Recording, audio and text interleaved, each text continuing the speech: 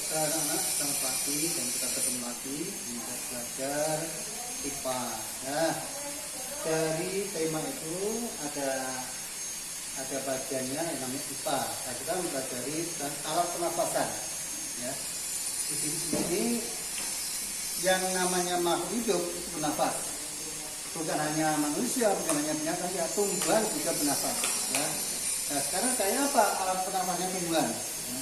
Tumbuhan di bagian daun itu ada bagian-bagian daun namanya satu. Ada tangkai daun,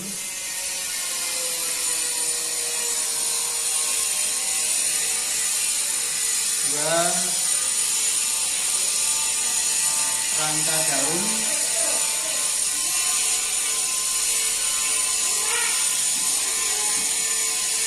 yang ketiga mulut daun,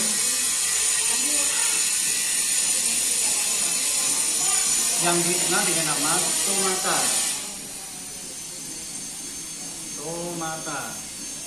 Yang keempat klorofil.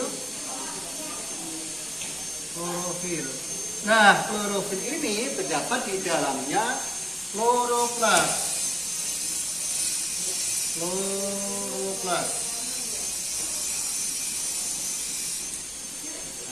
Jadi klorofil itu adalah zat hijau daun. Zat hijau daun itu terdapat di dalamnya kloroplas. Kemudian samping ini, nah dari inilah mulut daun inilah tumbuh-tumbuhan itu bernafas. Dari mulut daun ini maka tumbuhan mengambil karbon dioksida atau CO2. Dari CO2 inilah sebagai alat pernafasan bagi tumbuhan. Ya.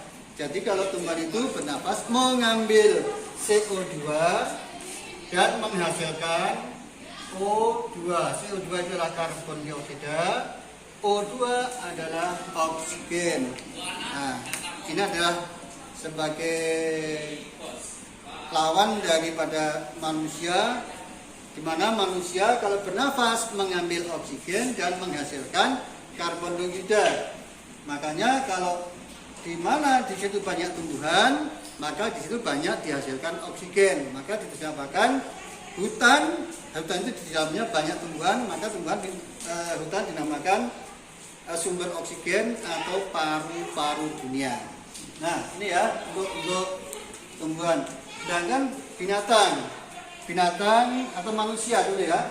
Manusia ini bernafas dengan menggunakan alat yang namanya paru-paru. Alat pernafasannya namanya adalah paru-paru.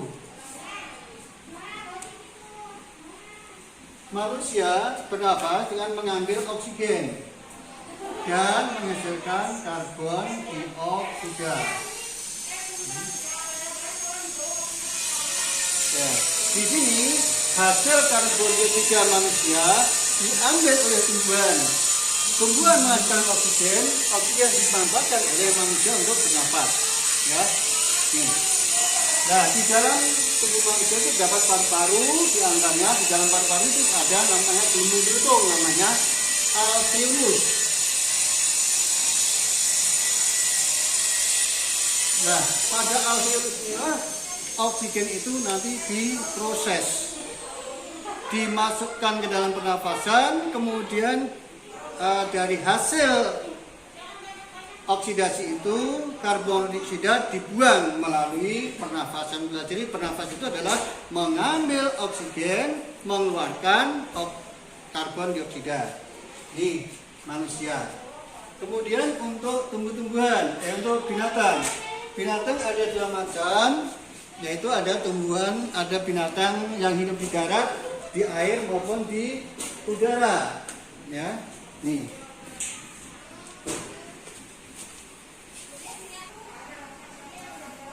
Binatang yang hidup di darat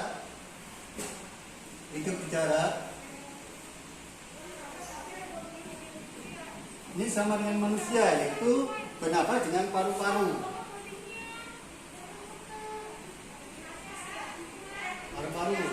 Sebagai prosesnya seperti manusia, binatang mengambil oksigen Kemudian oksigen itu dioksidasikan di dalam tubuhnya, kemudian menghasilkan karbon dioksida dan tenaga. Kemudian karbon dioksidanya dibuang melalui pernafasan. Kemudian binatang hidup di air, bernafas dengan menggunakan alat namanya insan. Insan. Alat pernafasan ya. Apa binatang hidup di air itu? Di antaranya adalah semua bangsa ikan. Ya, contohnya ikan lele. Kemudian ikan mujair, ikan patin, dan sebagainya. Ini bernafas dengan menggunakan insan. Ya. Kemudian ada binatang hidup di ini seperti burung. Burung itu mempunyai alat pernafasan namanya paru-paru. Namun di saat burung itu terbang, dia mempunyai kantong pundi-pundi atau kantong udara. Nah, kantong udara inilah yang berisi dengan paru-paru, yang berisi dengan oksigen. Ya. Jadi waktu burung itu terbang, bernafas dengan menggunakan oksigen yang ada pada kantong udara. Itu. Nah, kemudian ada binatang-binatang yang mengalami perubahan dalam alat pernafasannya. Contohnya adalah katak. Katak. Daun hidup katak adalah waktu lahir berupa telur. Telur kemudian menjadi berudu.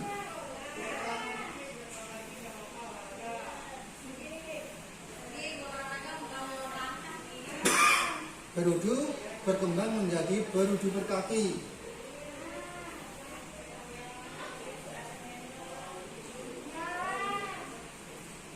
Kemudian berudu berkaki akan berubah menjadi katak berekor.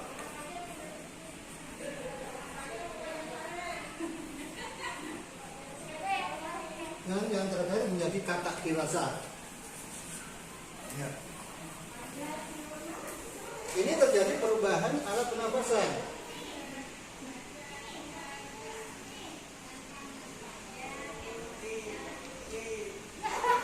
Pada waktu katak berupa berudu dan berudu berkaki ini bernafas dengan menggunakan insan. Ya. Ini bernafas dengan alat insan. Nah, setelah menjadi katak berekor dan katak dewasa ini bernafas dengan paru-paru. Ini ada perubahan alat pernapasan. Jadi pada waktu masih kecil ini apa bedanya? Ada berudu berkaki, nah, ada katak berekor dan pada saat lahir berupa telur. Kemudian telur itu menetas menjadi berudu, di mana berudu ini seperti anak ikan. Ya. Seperti anak ikan. Kemudian setelah 2-3 hari, ya, berudu ini akan muncul 2 pasang kaki, maka dinamakan berudu berkaki. Wujudnya masih seperti anak ikan, hanya bedanya perutnya lebih besar dan mempunyai 2 pasang kaki. Nah, ini masih bernafas dengan menggunakan insan. Kemudian setelah beberapa hari berikutnya, maka berudu berkaki ini akan hidup di pinggiran telaga atau pinggiran perairan. Ya. Nah, ini sudah bernafas dengan menggunakan paru-paru. Ya. Wujudnya seperti katak biasa, hanya masih mempunyai ekor. Ya. Setelah beberapa hari kemudian, maka ekornya akan hilang menjadi katak dewasa.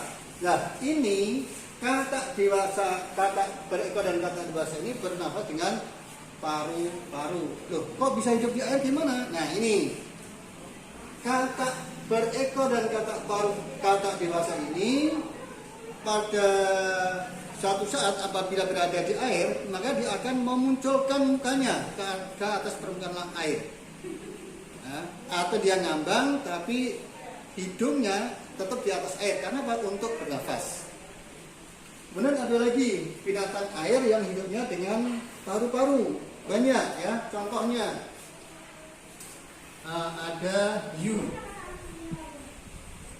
ada paus, ada lumba-lumba,